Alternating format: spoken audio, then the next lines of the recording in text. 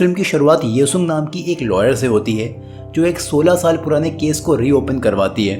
दरअसल ये केस येसुंग के फादर का है जिन्हें फांसी की सजा सुनाई गई थी। इसके बाद येसुंग अपने लेट फादर के दोस्तों से मिलती है और अगले दिन ये सब के सब इस केस की हियरिंग के लिए कोर्ट में होते हैं और इस केस की सुनवाई दोबारा से शुरू होती है। प्रोसिक्यूशन वकील जज से कहता है कि इस केस में सब कुछ पहले ही प्रूव हो चुका है और ली ने अपना गुनाह खुद से कबूल किया था कि उसने 9 साल की बच्ची चोई यंग को रेप और मर्डर किया था। येसुंग कहती है कि इस केस में आधी से ज़्यादा बातें झूठ बताई गई थी और अदालत को इस केस के बारे में सब कुछ शुरू से बताना शुरू करती है और इसी के साथ ये कहानी फ्लैशबैक में जाती है। अब टाइम आता है 1997 का, जब ली और उसकी 6 साल की बेटी येसुंग एक स्टोर के बाहर लगे सेलर मून बैग को देखते हैं और ली अपनी बेटी से प्रॉमिस करता है कि वो सैलरी मिलते ही उसे ये बैग खरीद देगा। पर तभी वो आखिरी बचा हुआ सेलर मून बैग वहां आए एक शख्स अपनी बेटी के लिए खरीद लेता है। ये देखकर ली तुरंत उस स्टोर के अंदर जाता है और उनसे रिक्वेस्ट करता है कि ये बैग उसकी बेटी को बहुत ज़्यादा पसंद है, वो कोई और दूसरा बैग देख लें। वो उस बच्ची से वो बैग लेने लगता है। ली दिमागी तौर पर थोड़ा कमज़ोर होता है और ये बात उस बच्ची के पिता को समझ में नहीं आती है और वो ली को मारने लगते हैं और ली बेचारा अपनी ही बेटी के सामने उससे मार खा जाता है। ली ग्रोसरी स्टोर में गाड़ियां पार्क करवाने का काम करता है और अगले दिन वो अपनी जॉब पर होता है और उसको आज उसकी सैलरी मिल जाती है। ली के सैलरी मिलते ही वो बच्ची जिसने कल सेलर मून बैग खरीदा था वो अपनी मॉम के साथ यहाँ पर आई होती है और ली के पास आकर कहती है कि वो एक स्टोर जानती है जहाँ पर ये सेम सेलर मून बैग मिलता है और वो ली को लेकर उस स्टोर की तरफ जाने लगती है।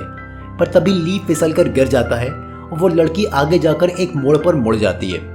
ली उठकर आगे बढ़ता है तो देखता है कि वो लड़की ज़मीन पर गिरी पड़ी हुई है। ली तुरंत उसको CPR देने लगता है जो कि उसको उसकी जॉब में सिखाया गया है। वो उस बच्ची की पैंट खोलकर उसे लूज करता है ताकि ब्लड फ्लो मेंटेन रहे और इसके बाद वो उसके मुंह में सांस भरने लगता है। पर तभी वहाँ से गुजरती एक लेडी ये समझती है कि ली उस बच्ची का रेप कर रहा है और वो तुरंत पुलिस को इसके बारे में इन्फॉर्म कर देती है। अब ये केस बहुत बड़ा बन जाता है क्योंकि ये बच्ची इस शहर के पुलिस कमिश्नर की बेटी होती है, वही जिसने कल ली को स्टोर पर मारा था। ली को पुलिस अरेस्ट कर लेती है और अपने साथ ले जाती है और दूसरी तरफ येसुंग घर पर अकेली बैठे अपने डैड का इंतजार करती रहती है। ली अभी भी समझ नहीं पा रहा होता है कि उसके ऊपर कितनी बड़ी मुसीबत आने वाली है। सब बातों से अनजान उसे अपनी बेटी की फिक्र होने लगती है कि वो घर पर अकेली है। ली वहां से उठकर जाने लगता है। ये देखकर पुलिस वाले उसको मारते हैं और मीडिया पर्सन्स उसकी फोटो खींच लेते हैं। इसके अगले दिन पुलिस क्राइम रिएक्टमेंट के लिए ली को पब्लिक के सामने लाती है और यहाँ पर काफ़ी पब्लिक और मीडिया वाले खड़े होते हैं। वो यहाँ पर ली के सामने एक डॉल रखते हैं और उससे वो सारी एक्टिविटीज़ दोहराने को कहते हैं जो कल उसने करी थी। ली डॉल की जीन्स का बटन खोलकर जीन्स हल्की लूज करता है और इसके बाद मुंह से सांस भरता है। इसके बाद पुलिस वाले उससे उसकी पैंट उतारने को कहते हैं पर ली कहता है कि उसने अपनी पैंट नहीं उतारी थी। तो पुलिस वाले कहते हैं कि अगर वो ऐसा करेगा तो वो उसे उसकी बेटी से मिलने देंगे। ली बेचारा सब बातों से अनजान समझ ही नहीं पा रहा होता है कि उसे पुलिस वाले पब्लिक के सामने रेपिस्ट प्रूव करना चाहते हैं, पर उसे इस टाइम पर सिर्फ अपनी बेटी की सूझ रही होती है। तो वो अपनी पैंट उतारने लगता है जिससे वहाँ खड़ी पब्लिक गुस्से से पागल हो जाती है और ली को वहीं पर मार देना चाहती है। पुलिस तुरंत उसको अपनी वैन में लेकर वहाँ से निकल जाती है। इसके बाद ली को जेल भेज दिया जाता है जिन्हें प्रिजन वार्डन को ली के बारे में बताया जाता है कि उसने कमिश्नर की बेटी का रेप और मर्डर किया है। वार्डन आज जेल में आए सारे कैदियों से मिलता है और ली उसके सामने अपनी बेटी को फ़ोन करने की जिद करने लगता है। इस बात पर वार्डन को काफ़ी गुस्सा आता है और वो फ़ोन से ही ली को मारने लगता है। वार्डन से मार खाने के बाद ली को एक शेयर्ड सेल में भेजा जाता है जहां पहले से अलग अलग टाइप के 5 क्रिमिनल्स होते हैं और जैसे ही उनको पता लगता है कि ली ने 9 साल की बच्ची के साथ ऐसा किया है तो ये सब के सब ली को बहुत बुरी तरह मारते हैं। इतनी मार खाने के बाद भी ली को समझ नहीं आ रहा होता है कि उसके साथ ऐसा क्यों किया जा रहा है। दूसरी तरफ ली की बेटी येसुंग एक ऑर्फनेज में रहने लगती है। इस ऑर्फनेज में सिर्फ वो बच्चे रहते हैं जिनके पेरेंट्स जेल में बंद होते हैं। ली के 5 सेलमेट्स में से एक का नाम जैंग होता है और जो कि इनकी गैंग का लीडर होता है। और आज जब ये सारे कैदी बाहर होते हैं तो दूसरे गैंग का लीडर हाथ में एक नुकीला पेन लेकर जैंग को मारने के लिए आगे बढ़ता है। ली उसको जैंग की तरफ आता हुआ देख लेता है और भागते हुए जैंग के आगे आ जाता है जिससे जैंग की बजाय वो खुद जख्मी हो जाता है। अब इस बात पर ली के सेलमेट्स उससे बहुत खुश हो जाते हैं और कहते हैं कि उसे किसी भी तरह की मदद चाहिए हो तो वो उनसे ले सकता है। ली अपनी बेटी येसुंग से मिलने के लिए कहता है। इसके कुछ टाइम बाद जेल में एक कॉन्सर्ट होता है जिसमें दूसरे बच्चों के साथ येसुंग भी होती है। ली का एक सेलमेट उसको एक गत्ते के बॉक्स में छुपाकर ली तक ले आता है। ली अपनी बेटी येसुंग से मिलकर बहुत खुश होता है और ये दोनों गले मिलकर बहुत रोने लगते हैं। येसुंग उससे पूछती है कि डैडी आप क्या वाकई बुरे आदमी हो। ली कहता है कि नहीं, मैं बुरा आदमी नहीं हूँ, और उससे ना मिल पाने के लिए सॉरी बोलता है। इसके कुछ घंटों बाद सेलमेट्स येसुंग को यहाँ से भेजने लगते हैं, पर इससे पहले वो उसे उसकी बस तक पहुँचा पाते वो बस वहाँ से निकल जाती है और इन्हें येसुंग को दोबारा सेल में लाना पड़ता है। अब ये सब इस बात को लेकर परेशान हो जाते हैं कि येसुंग को ये यहाँ से कैसे बाहर निकालेंगे। रात में गार्ड को किसी और के भी होने का शक होता है और वो आकर सेल में झाँक कर देखता है, पर ये लोग येसुंग को छुपा लेते हैं और उससे झूठ बोलते हैं कि यहाँ पर कोई भी नहीं है। एक दिन रात में येसुंग अपने फादर से कहती है कि मुझे पता है कि आप एक अच्छे इंसान हैं, आप जब जज के सामने जाइएगा तो सब कुछ सच सच बता दीजिएगा और वो आपको छोड़ देंगे। येसुंग कहती है कि ये सब उस सेलर मून बैग की वजह से ही हुआ है, अब मुझे वो बैग नहीं चाहिए। पर ली उससे प्रॉमिस करता है कि वो जैसे ही यहाँ से छूटेगा वो उसको सेलर मून बैग लाकर देगा। इसके कुछ टाइम बाद ली के साथियों को पता लगता है कि ऑडिटोरियम में एक रिलीजियस इवेंट के लिए कॉन्सर्ट हो रहा है और इनमें से एक इंसान येसुंग को लेकर छुपते छुपाते वहाँ तक पहुँच जाता है। पर यहाँ पहुँचने पर वो देखता है कि ये एक बुद्धिस्ट इवेंट होता है जहाँ काफ़ी सारे मंक्स बैठे होते हैं और वो येसुंग को दोबारा से सेल में ले जाता है। इसके कुछ टाइम बाद वार्डन कॉन्सर्ट में आई गई फोटोज़ देख रहा होता है। वो सडनली नोटिस करता है कि एक फ़ोटो में एक बच्ची गायब है। वार्डन अभी भी ये नहीं जानता है कि ये बच्ची ली की बेटी है, पर उसे शक होता है कि शायद ये सेल नंबर 7 में ही है। इसके बाद एक गार्ड सेल नंबर 7 में जाकर चेक करता है, पर ये लोग गार्ड को चकमा दे देते हैं, लेकिन वार्डन आकर इनको वहीं पर रंगे हाथ पकड़ लेता है। वार्डन पहले से ही ली से नफरत करता है और वो ली को बहुत बुरी तरह मारता है और वो उससे कहता है कि बच्ची का रेप करते वक्त क्या तुमने ये नहीं सोचा था कि तुम्हारी खुद की भी एक बेटी है, कोई उसके साथ ऐसा करेगा तो कैसा लगेगा। वार्डन ली के हाथ पैर बंधवा कर उसको एक आइसोलेटेड सेल में डलवा देता है, पर आज ही की रात एक कैदी सेल में भयानक आग लगा देता है और ये आग धीरे धीरे करके बाकी सेल्स में फैलने लगती है। वार्डन सारे कैदियों को सेल से बाहर निकलवा देता है और ग्राउंड में भेजने के लिए कहता है, जिसमें ली भी होता है।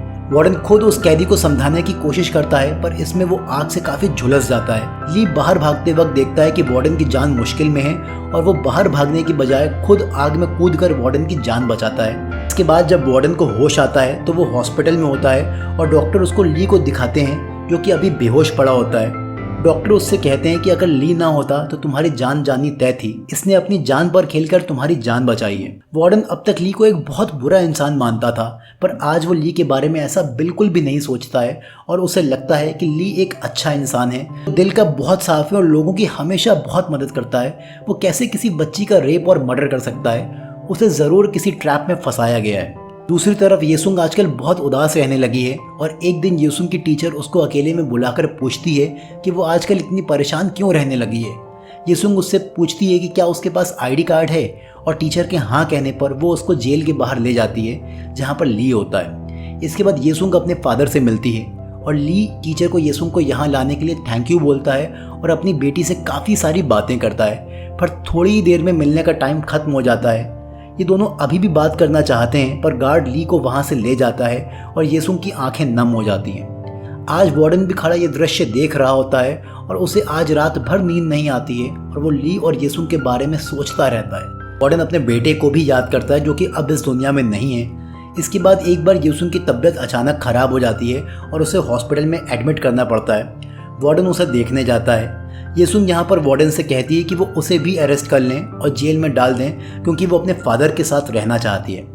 वार्डन का दिल आज यहाँ थोड़ा पिघल जाता है। जेल के रूल्स को ठेंगे पर रखकर वो येसुंग को राइस केक बॉक्स के बहाने सेल में भेज देता है और यहाँ येसुंग दोबारा से अपने डैड से मिलती है। वार्डन गार्ड्स को समझा देता है कि डेली यहाँ पर येसुंग स्कूल के बाद अपने डैड से मिलने आया करेगी। कुछ टाइम बाद वार्डन उस पुलिस वाले से मिलता है जिसने ली का केस हैंडल किया था। यहाँ पर पुलिस वाला वार्डन को इस केस के बारे में ज़्यादा कुछ नहीं बताता है और इस बात को छुपाता है कि कैसे केस को प्रेशर को देखते हुए पुलिस वालों ने मिलकर ली को फ्रेम किया था। दूसरी तरफ येसुंग डेली आकर अपने डैड से मिलती रहती है और बाकी कैदियों से भी बातें करने लगती है और वो सब इस क्यूट सी बच्ची के अच्छे दोस्त बन जाते हैं। इसी बीच वार्डन कमिश्नर से जाकर मिलता है और कहता है कि मुझे पूरा यकीन है कि ली बेगुनाह है और इस केस में ज़रूर कुछ तो गड़बड़ की गई है और मैं चाहता हूँ कि इस केस की री इन्वेस्टिगेशन हो। पर कमिश्नर इस बात के लिए मना कर देता है और कहता है कि उसने अपनी बेटी खोई है और ली को फांसी दिलवाना चाहता है। पर इसके बाद अब ली की ट्रायल डेट नज़दीक होती है। ली के साथी चाहते हैं कि वो कोर्ट में हर एक सवाल का अच्छे से जवाब दे और अपनी बेगुनाही साबित करें और इसके लिए वो ली को पूछे जाने वाले सवालों की लिस्ट बनाते हैं और उसे हर दिन वो सारे सवाल पूछते रहते हैं ताकि कोर्ट में उसका माइंड कंफ्यूज ना हो। इसके साथ ही ये लोग उस इंसिडेंट को रिक्रिएट करते हैं और समझने की कोशिश करते हैं कि आखिर वो बच्ची एग्जैक्टली कैसे मरी होगी, क्योंकि उस बच्ची की सर पर आगे और पीछे दोनों तरफ से चोट के निशान थे। ली बताता है कि उस दिन रोड्स पर काफ़ी ज़्यादा बर्फ़ जमी हुई थी, जिसकी वजह से फिसलन थी, जिससे वो बच्ची फिसल कर गिर गई थी।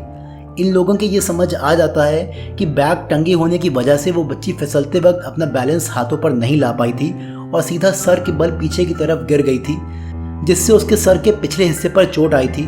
गिरते वक्त उस बच्ची ने रस्सी का सहारा लिया था और रस्सी खींच दी थी, जिस रस्सी के खिसकने से ऊपर रखी ईंट उसके ऊपर गिर गई थी, जिससे वो बच्ची मर गई। इसके बाद एक दिन ली का वकील उससे मिलने आता है, पर वो ली को हौसला देने के बजाय उससे ये कहता है कि कमिश्नर बहुत पावरफुल इंसान है और वो तुम्हारी बेटी को नुकसान पहुंचा सकता है। ये सुनकर ली थोड़ा घबरा जाता है और इसके बाद वो वकील वहाँ से चला जाता है। इसके अगले दिन ली को कोर्ट में लाया जाता है और यहाँ ली सबके सामने अपना जुर्म को कबूल कर लेता है और कहता है कि ये उसने ही किया है। दरअसल ली ऐसा इसलिए कहता है क्योंकि ट्रायल पर आने से पहले कमिश्नर ली से मिला था और उसने उसको बहुत मारा था और कहा था कि वो चुपचाप अपने इस गुनाह को मान ले, नहीं तो वो उसकी बेटी के साथ भी वही करेगा जो उसने उसकी बेटी के साथ किया है। और आज इसी वजह से ली सबके सामने ये बात मान लेता है और सबसे अपनी इस हरकत के लिए माफ़ी मांगता है। कोर्ट में वार्डन, ली की बेटी और बाकी लोग भी बैठे होते हैं। वार्डन ये देखकर ली पर चिल्लाता है कि तुम्हें क्या हो गया है और तुम झूठ क्यों बोल रहे हो, सच सच बताओ उस दिन क्या हुआ था। और वो कोर्ट से ली के मेंटली स्टेबल ना होने की वजह से एक और ट्रायल की रिक्वेस्ट करता है, पर ली फिर से सबके सामने कहता है कि ये उसी ने ही किया है। ये सुनकर वहाँ पर आए लोग गुस्से से पागल हो जाते हैं और कुछ तो येसुंग को नुकसान पहुँचाने के लिए आगे बढ़ते हैं, पर पुलिस उनको रोक लेती है। इसके बाद फाइनली अदालत ली को फांसी की सज़ा सुना देती है। इसके बाद ली की बेटी को वार्डन अडॉप्ट कर लेता है और उसकी टेक केयर करता है। और एक बार वार्डन की वाइफ येसुंग को लेकर ली से मिलवाने लाती है। येसुंग अपने डैड को बताती है कि वो पियानो बजाना सीख रही है और इस बार उसके बहुत ही अच्छे नंबर्स आए हैं। वो कहती है कि अगली बार वो इससे भी अच्छे नंबर लाएगी और यहाँ पर आकर उनको दिखाएगी। इसके कुछ टाइम बाद ली की फांसी की तारीख आ जाती है और अनफॉर्चुनेटली ये 23 दिसंबर को होती है, जिस दिन उसकी बेटी का बर्थडे होता है। इसके बाद ली के जितने भी साथी होते हैं वो उसको बचाने की पूरी कोशिश करते हैं और ये सब मिलकर अगले होने वाले कॉन्सर्ट के लिए हॉट एयर बलून बनाते हैं। इसके बाद जब कॉन्सर्ट होता है तो ये सारे बच्चों को बाहर ले जाते हैं और किसी तरह से ली और उसकी बेटी को हॉट एयर बलून में बैठाकर रस्सी खोल देते हैं, जिससे वो बलून उड़ने लगता है। यहाँ वार्डन भी खड़ा ये देख रहा होता है और जेल के सारे गार्ड्स उस हॉट एयर बलून को रोकना चाहते हैं, पर ली के साथ ही उन गार्ड्स को आगे बढ़ने से रोकते हैं। दरअसल गार्ड्स भी कोई खास एफर्ट्स नहीं दिखा रहे होते हैं और अंदर ही अंदर ये चाहते हैं कि ली यहाँ से भाग जाए, पर किस्मत में जो लिखा है शायद होता वही है। उस हॉट एयर बलून की रस्सी जेल की दीवार पर लगी नुकीली तारों में फंस जाती है और वो वहीं पर टंग जाता है। ये देखकर वहाँ पर सबका मुंह उतर जाता है, पर ली जो कि सारी बातों से बेखबर है, वो ये भी नहीं जानता कि ये सब उसको भगाने के लिए किया जा रहा है। वो अपनी बेटी को सनसेट दिखाता है और कहता है कि इस दिन को और मुझे कभी मत भूलना। इसके बाद फाइनली वो दिन आता है जब ली की फांसी होनी है और इससे पहले ली अपने सेलमेट्स के साथ मिलकर अपनी बेटी का बर्थडे सेलिब्रेट करता है। यहाँ पर सारे लोग येसुंग को बर्थडे प्रेजेंट देते हैं और जब ली की बारी आती है तो वो उसे सेलर मून बैग गिफ्ट करता है, जिसको लाते लाते उसने अपनी ज़िंदगी ही गंवा दी है। येसुंग आज बैग पाकर बहुत खुश होती है और वो अपने डैड को थैंक यू बोलते हुए कहती है कि वो उस दुनिया के बेस्ट डैडी हैं, और ली भी अपनी बेटी को थैंक यू बोलता है और कहता है कि वो उस दुनिया की बेस्ट डॉटर है। ली के साथ ही उसकी शर्ट पर बारी बारी से वे मिस यू लिखते हैं और बहुत ज़्यादा भावुक होते हैं। इसके बाद ही ली की फांसी का टाइम आ जाता है और उसे गार्ड्स लेकर जाने लगते हैं। ली अपनी बेटी के साथ आगे चलने लगता है और साथ में वार्डन और दूसरे गार्ड्स भी होते हैं। और अब एक जगह आती है जहाँ पर इसके आगे उसके साथ और कोई भी नहीं जा सकता है। वो आगे जाने से पहले अपनी बेटी से मिलता है। उसकी बेटी उसको मैरी क्रिसमस बोलती है और वो भी अपनी बेटी को मैरी क्रिसमस बोलकर आगे चला जाता है। वो आगे जाकर मुड़ने से पहले अपनी बेटी को फ़नी डांस करके दिखाता है और उसकी बेटी भी आगे से वही फ़नी डांस करती है और वो आगे चला जाता है। ली देखता है कि सामने कोई दूसरी सेल नहीं है, बल्कि वो जगह है जहाँ उसे फांसी दी जानी है।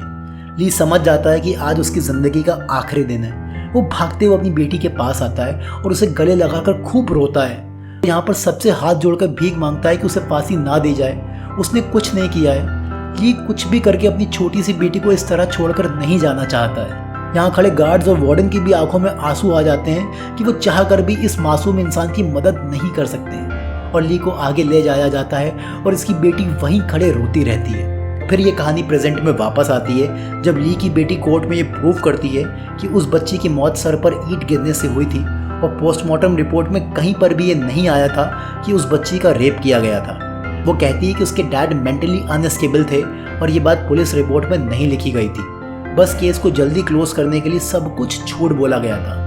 ये सब कुछ सुनने के बाद जजेस आपस में बातचीत करते हैं और ली योंग को उसके जुर्म के लिए बेगुनाह करार देते हैं, जिससे वहाँ बैठे प्रिजन वार्डन जो कि अब काफ़ी बड़ी रैंक पर आ गए होते हैं और ली के साथ ही बहुत खुश होते हैं। येसुंग के चेहरे पर भी आज खुशी के आंसू होते हैं क्योंकि उसने काफ़ी सालों बाद ही सही पर अपने डैड के ऊपर लगे इस कलंक को धो दिया है और इसी के साथ इस फिल्म की कहानी यहीं पर ख़त्म हो जाती है। दोस्तों, ये फिल्म एक रियल इंसिडेंट से इंस्पायर्ड है जब साउथ कोरिया में एक इंसान को ऐसे ही टॉर्चर करके उसका गुनाह कबुलवाया गया था क्योंकि केस एक हाई रैंक पुलिस ऑफिसर की बेटी का था और पुलिस वालों पर इसका काफ़ी प्रेशर था, तो उन्होंने इस तरीके से एक बेगुनाह को गुनहगार बना दिया था। दोस्तों, आप इस कहानी के बारे में क्या सोचते हैं आप मुझे कमेंट करके बताइए। चैनल पर अगर आप नए हैं तो सब्सक्राइब करिए, बेल आइकन दबाना बिल्कुल ना भूलिए। फिर मिलता हूँ आपसे एक अगली वीडियो के साथ, तब तक के लिए गुड बाय, टेक केयर।